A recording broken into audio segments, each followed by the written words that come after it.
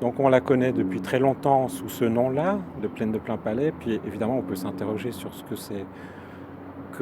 que vient faire ce mot de plaine en fait dans un contexte urbain. C'est une plaine dans la ville, c'est un oxymore, c'est-à-dire c'est une contradiction dans les termes.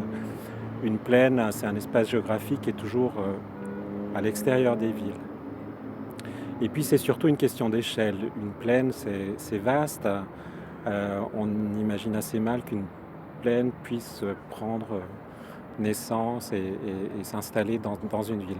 Alors, comme je l'ai rappelé, évidemment, cette plaine, elle, à l'origine, ne faisait pas partie de la ville puisqu'elle était à l'extérieur des murs. Mais toujours est-il que le mot est resté. Il est resté jusqu'à aujourd'hui.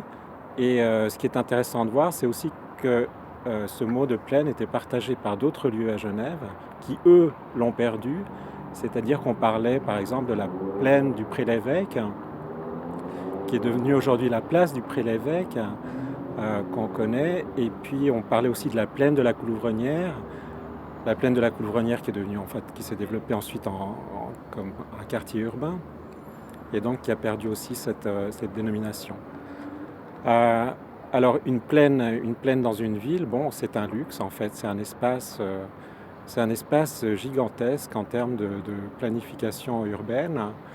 Euh, c'est sans doute pour cette raison qu'au fond, on, lui a, on lui a laissé ce terme un peu exagéré, un peu géographique. Au fond, on s'imagine la plaine du Pô ou la plaine du Rhône, enfin bref. Ici, on a la plaine de Plainpalais qui est un peu la plaine de l'Arve, mais qui est quand même aujourd'hui contenu à l'intérieur, disons, de l'espace urbain.